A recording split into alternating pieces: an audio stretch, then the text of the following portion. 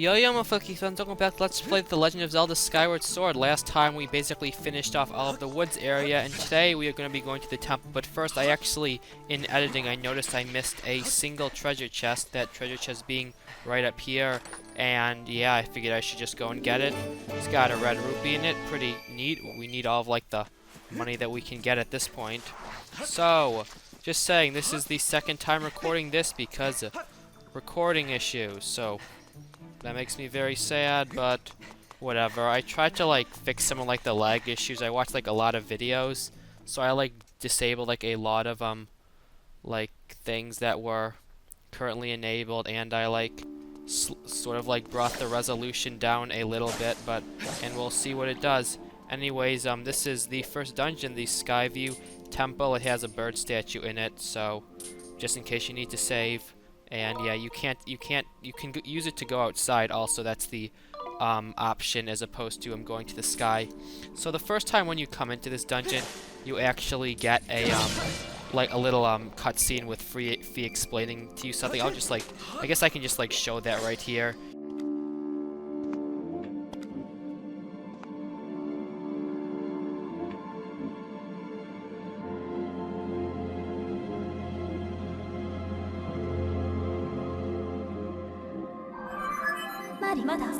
Skyward Sword.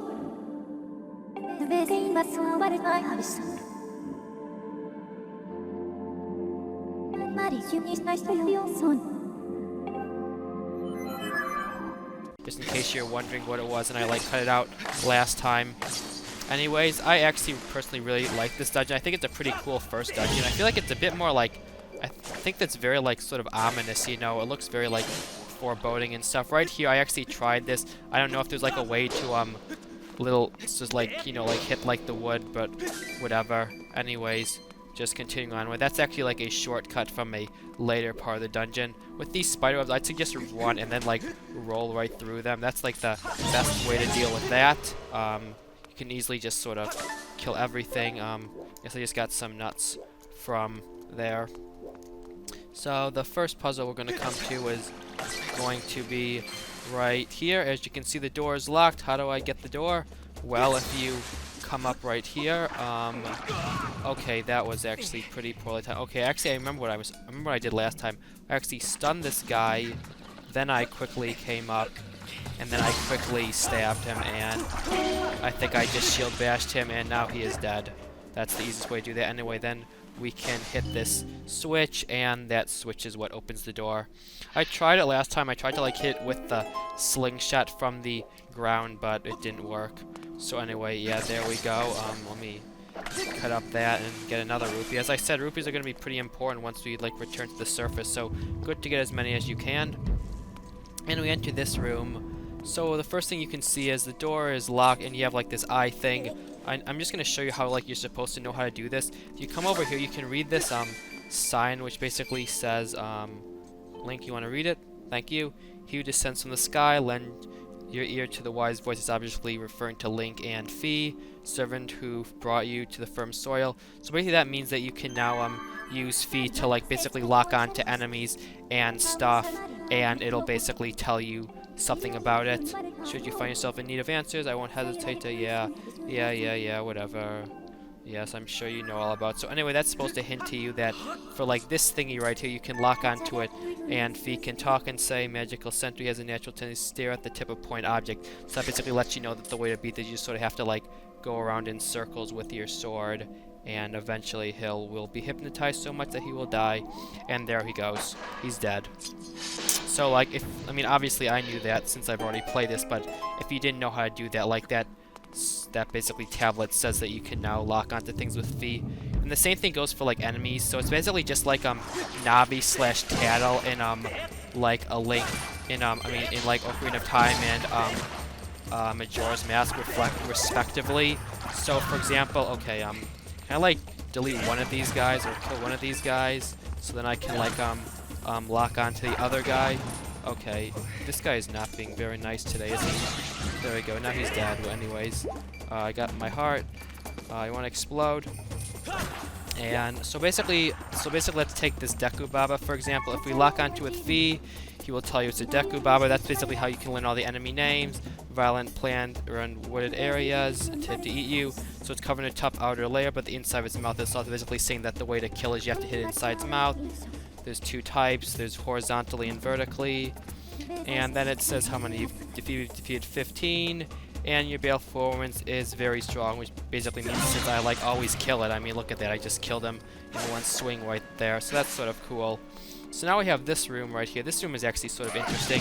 I guess I'll start off by saying that the main puzzle for this room, or like the main goal, is that, okay, wait, can I actually get over here yet?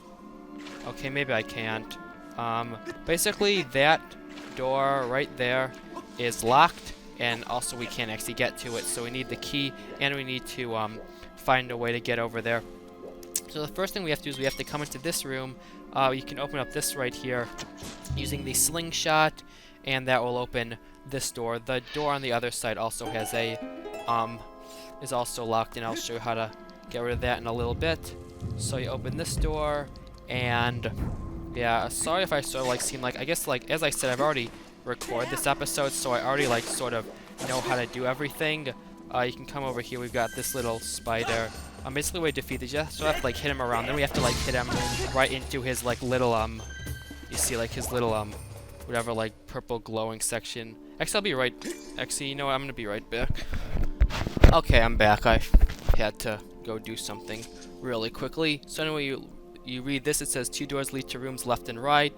They only struck when the gemstone is struck. One is above, one is below. That's obviously referring to the 2 rooms. Like the one that we struck is the one where the gemstone is above, which means that the other one opens from a gemstone hit from below. So anyway, once you're down here, you can crawl through this little crawl space and basically take out your slingshot, shoot this gem up here, and that will do something.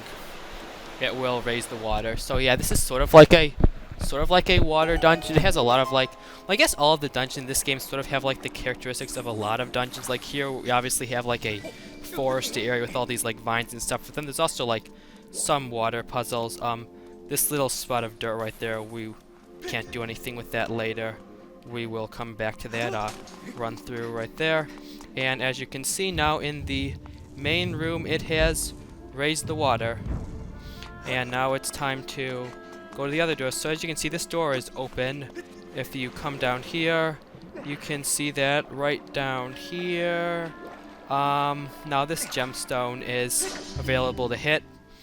Just saying, if you want to like go to this room first, I mean you have to go to the other room first, but you can actually get to this gemstone without having the water raised simply by basically just have to use a slingshot. Right here, I just want to show that you can, I was trying to get that like little blue rupee right there. It's sort of cool how like there's actually a way to get like the rupee and hit the switch both with the water raise and without the water raise.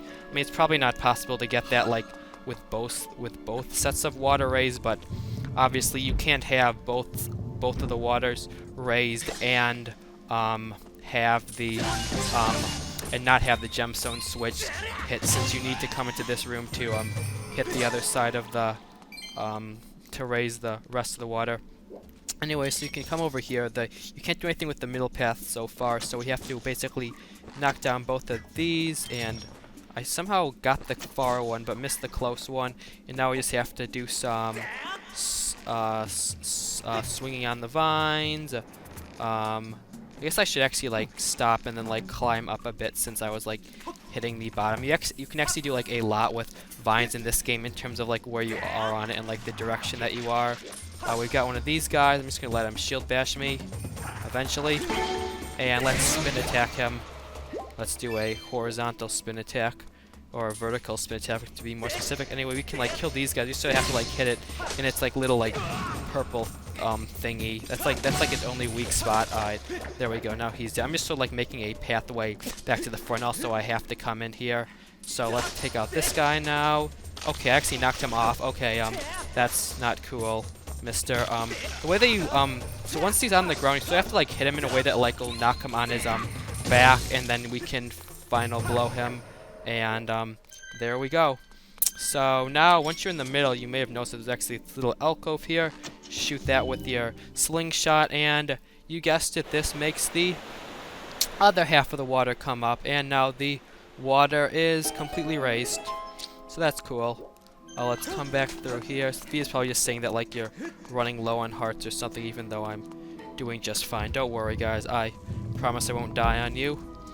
So you come in here. Actually, I think, did I miss a, I just realized I missed a, sign that, I mean, honestly, the signs don't really make a difference, but I'm just trying to, like, show off everything just because, I don't know. I just think it makes it, me, like, be better at this. If you come right here, this basically says something.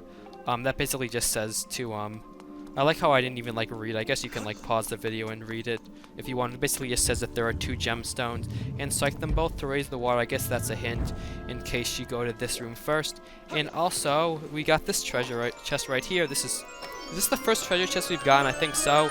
And it is the map. So the map in this game basically is sort of a combination of both the map and the compass in previous games, since as you can see, it shows off the location of treasure chests as well, so that's cool. And yeah, you have to get the map in this game. I think the only Zelda games where like you don't have to collect the map separately are like Phantom Hourglass and Spirit Tracks. I think those are the only games where like you come with the map, but I could be wrong. I think if you just say like you can't use the beacons, but whatever. Let's hit the map button, and yeah. As you can see, there's one more treasure chest in this area. That's the one with the key, and we will be getting to that very soon. Just come along this log, run up here, and let's come along the side. I'm just sort of like jumping to get this over quicker, and now we're up here. Are there any more hearts? Nope. I guess not. No big deal. Okay, there we go. And come through this door. So this section of the room is actually the, it's like the other half of the first room that we came in. If you remember, there was a ledge, but it was sort of too high to get to. And yeah, this is it. So with this guy, as I said, you sort of have to like, I don't know how to do this, you just sort of have to like hit him until he like spins around. I'm not totally sure how like what kind of hit you need. But okay, so there we go. So now he's spinning. So now we just have to hit him right in like the little purple section. And okay, he's going bonkers. And like these things do a lot of damage for like a sort of like an early enemy in the game. Like this is just a Skulltula. Look at him. He's dead now. We're good. So, and now we have 2 more of these guys. Just sort of come where they can both see you. And okay, right here. We good. And go wee. Hypnotize. Come on. Just die already. I'm not totally sure like how to do this the best way. I mean it doesn't take that long, but I mean, I don't know like if you can like just do it in like one quick swing or something. I have to say like the first time I played it, it took me like 20 minutes to like activate like the first one. Like I was so bad with these things. It took me forever. I think I was just going too fast, or maybe like using too small of loops. The way that you do that, as I said, is just have to like swing like the Wii remote around and around, so that way you can basically that'll act as your sword, and you can use that to basically hypnotize them. I wonder why like so many like in video games, like the way that you defeat stuff is you basically just make it like look in circles until it gets so dizzy that it just sort of dies. It's just like just like the Mr. Eyes from Super Mario 64, you know, like those big eyes that you just sort of have to run around and then it dies. Not really sure why, but anyway, now we can, first of all, now we can actually get to this area, and we have a key so we can open it. So that's cool. I really do like this dungeon. I think it's a very good first dungeon. Like I'd say it's actually probably more difficult than most first dungeons, especially in like more recent Zelda games. I mean, it's fairly long and it's fairly complex. So the first thing we have to do here is shoot this guy right here. Okay, fine, I'll shoot the Keese instead. That Keese is very stupid. He literally just flew right into my line of fire, and his friend is also kind of stupid.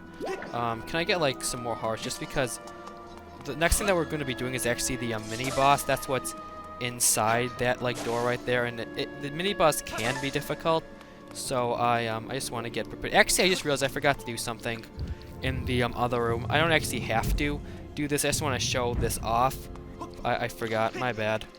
I apologize, but whatever. I'm gonna go back and do it right now. As you can see, there's like these little these like section. Okay, can I get like the can I shoot these guys? 1 down, 2 down. I missed that guy, whatever, I'll let him live. Because why not? Anyway, if you come up here, if you remember in that very first room I said that there were like these little gates, and here are like the other half of the gates. So now if you like want to come into this dungeon again, now you can just basically like climb up like this and basically skip going through like some other stuff. It's sort of cool the way that they do that, especially since you actually have to like do something with this dungeon later on in the game. So Nintendo did like a lot of things to make navigating the dungeon a lot easier. Anyways, now we can move onwards. I just didn't want to forget to that. Whatever, 5 hearts is enough. Anyways, you come into this door, and what do we got? I already said it was the mini boss, but I'll say it again. Door locks behind you, and little bunch of bones come to life. It is. So this is basically this game's version of a style post. It's actually sort of difficult. Like this version, I just took a lot of damage because like one hit from these guys is actually sort of devastating. Once again, you can just shield bash him, and I just missed, but whatever. Wanna like hit me? Okay, I was facing the wrong way. Okay, so yeah, like their big chop like does like 2 hearts of damage, so be careful with that. You do have heart refills in this room, so that's fine. The main thing is this guy is like a lot slower than you are, so you can sort of run around him if you need to. So look at him, yeah, he like really winds up for like those big attacks. When you can, just sort of like try and get in what do you call it, spin attacks, because they obviously do a lot more damage. And he's already dead. That's cool. I think that took way less time than it did the last time. Mainly just because I hit him with so many spin attacks. And I think I got him a lot when I when I shield bashed him that one time. Anyway, we got the dungeon item. It is the beetle. So yeah, this thing is awesome. You may know this item from the current new Smash Bros. Game, when it's like one of the most annoying items in the game. The beetle, you just sort of like throw it at the opponent and it flies away. But in this game, it's nothing like that. In this game, it's actually really awesome. It's actually funny how the beetle and the Gust Bellows are both originated in Skyward Sword as like items, and they're both like super obnoxious in the Smash Bros. Games. Anyways, as you can see, we're actually sort of stuck in here. We can't get out. Like, why didn't like the door open? I mean, I thought like the mini boss, you know, like you defeat the mini boss, the door opens. Well, luckily we've got the beetle to help us. So I think that this is actually a really cool puzzle, like the idea behind it. If you remember, we hit like that switch to open it, right? So just use the beetle and hit it again. There we go, and the door is now open. It's sort of like cool thinking about that, mainly because for one thing, you wouldn't be able to even do that unless unless you had the beetle. You wouldn't be able to get out. So yeah, the beetle is basically a really cool item. Basically, you can control it really well. You control it using the you just use motion controls. It's actually not that hard, and you can really just use it to like go anywhere, like areas that you would like never even think possible. So like for example, also you can pick up like hearts and rupees. For example, like you have like this area back. You can also use it to kill those things if you do it in the right way. And I messed up. If you hit like the vine, it'll kill them. Maybe this guy is too close to the ceiling to hit that. But anyway, as you saw, there's actually a switch in here, which you can only get to using the beetle. So like, I mean, in any other like item, you would like first of all, you never even think to like look up there, and you would like never even have a method of doing it. But yeah, not in this game. You can also use it to like knock down this like box. I'm not even actually sure what's in it, but okay, there's a red rupee in it. That's cool. Anyways, you have to come into this door next, and yeah, this room looks pretty self-explanatory, right? It's actually it's a bit of a bigger puzzle to get out than to get in. So you come through here, and look what we've got. Okay, the door locks behind me because there's a grand total of 1 spider in here. 1 spider. I don't know. I think you have to sort of like hit it. So it like. I think you have to hit it from like underneath or something, and then you can fatal blow it, and he's dead. And that'll open the door. It's kind of funny actually that like it was just the spider, not the actual puzzle. As you can see, we've got more of these eye things. There's 3 of them this time. So what we have to do is we have to come up here, and you can see that there's a little box over here. I already showed what we could do with the one in the main room. So just use the beetle to cut the string, and that'll basically knock this big metal box down. And now we can basically just push it push, push. Link is very strong. Look at these muscles. I should like work out so I can get as buff as Link is. And now we can basically push this metal box across as well. We basically have to just put the metal box in the middle of the room, and then we can hypnotize all of the eyeballs at once. So, come on, Link. You're a strong man. You don't need those golden gauntlets or whatever. I think this is good, actually. I'll move one more. Climb on it. So, yeah, now we have all the eyeballs. And round the sword he goes. Where it stops, nobody knows. And, well, it actually went really fast. They all died really fast that time. Obviously, that opens up the gate. And we've got a brand new treasure chest, which I don't know why it's like doing this like long little animation. All it is a key, but whatever. It usually only does like that big animation when it's like an item. I mean, like, you know, like a new dungeon item or like a something really important like the boss key or something.